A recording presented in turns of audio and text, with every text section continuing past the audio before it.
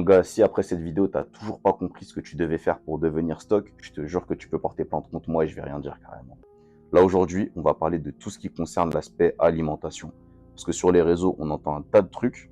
Ça fait qu'après, on ne sait plus quoi faire, on ne sait plus qui écouter et on ne sait plus ce qui va nous donner de vrais résultats ou non. Donc là, aujourd'hui, je vais t'expliquer simplement tout ce que tu dois savoir. Cette vidéo, c'est la seule que tu auras besoin carrément sur l'alimentation.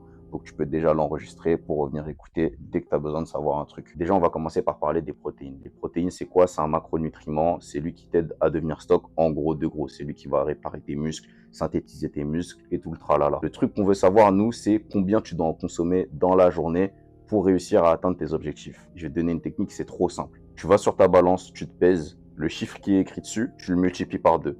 Et ce chiffre-là, qui est multiplié par 2, c'est le nombre de grammes de protéines que tu dois consommer dans la journée. En gros, si tu fais 70 kilos, tu le multiplies par 2, ça fait 140. 140, c'est le nombre de grammes de protéines que tu devras manger sur une journée. Maintenant, on va parler des glucides. Les glucides, c'est quoi? C'est un autre macronutriment. C'est lui qui va te donner l'énergie pour tes séances, l'énergie de tout déchirer quand tu es à la salle. Et aussi, à avoir une bonne humeur dans la journée parce que ça va te réguler tes hormones, tes émotions, etc.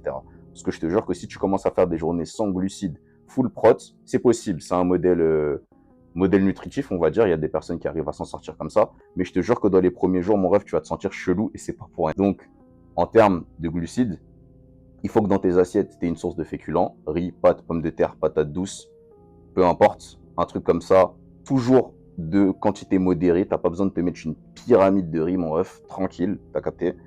Et il te faut une source de légumes à tous tes repas, je veux rien savoir. Que ça soit brocoli, épinards, carottes, choux, mets ce que tu veux, c'est ça qui va t'aider à bien assimiler tout ton repas correctement, ça va te donner des vitamines et des minéraux.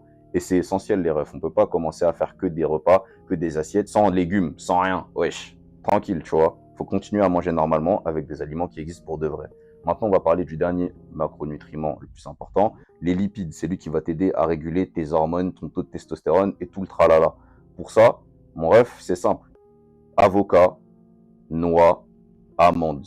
T'en manges avec modération parce que c'est ultra calorique, mais t'en as quand même besoin dans ton alimentation parce que ça va t'aider à réguler tes hormones, ça va t'aider à réguler tes émotions, tu vas te sentir mieux, plus d'énergie, etc., etc. Tu seras plus fort pendant tes séances. Là, mon ref, je t'ai dit tout ce que tu avais à savoir pour avoir une bonne alimentation équilibrée pour devenir stock. Maintenant, si tu veux savoir comment t'entraîner correctement pour devenir stock, tu me le dis en commentaire, je ferai une vidéo dessus. On est ensemble, bah, force à nous.